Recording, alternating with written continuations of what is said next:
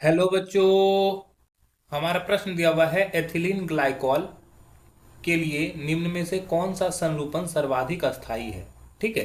पहला ऑप्शन दिया हुआ है हमारा ये, पहला रूप दिया हुआ है, दूसरा रूप दिया हुआ है ये, तीसरा रूप दिया हुआ है ये, और चौथा रूप दिया हुआ है ये। ठीक है।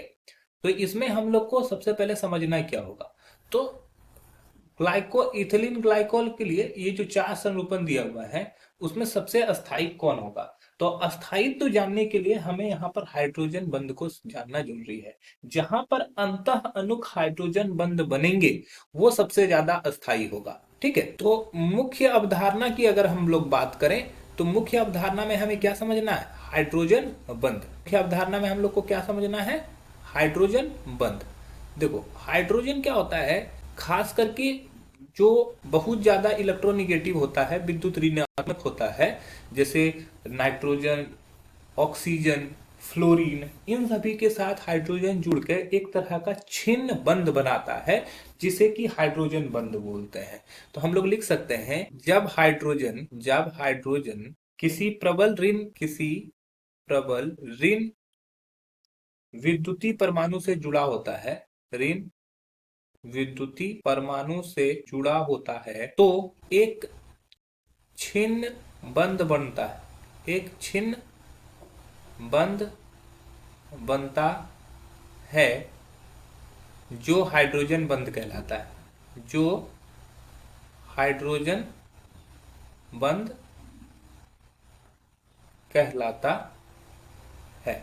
जहां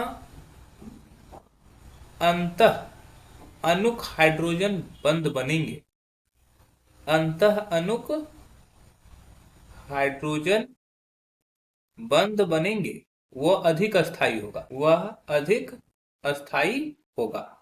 तो यहां पर हाइड्रोजन बंध अगर देखें तो ये क्या है कि ये एक दूसरे के विपरीत दिशा में जुड़ा हुआ है पहला में, तो ये हाइड्रोजन बंध नहीं बना पाएगा, अतः ये गलत हो जाएगा।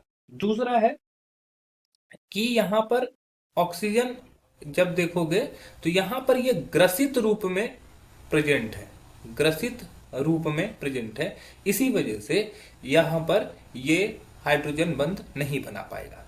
अगर यहां पर देखें तो इसका जो बीच की दूरी होती है वो अधिक होने की वजह से यहां पर हाइड्रोजन बंध नहीं बनाएगा।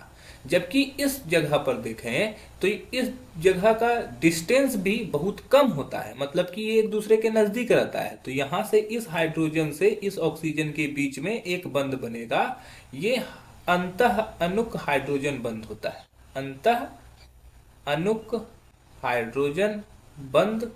अतः यह सबसे ज्यादा अस्थायी होगा, तो ऑप्शन डी जो होगा वो सर्वाधिक अस्थायी है। आशा है कि ये आपको समझ में आया होगा। धन्यवाद।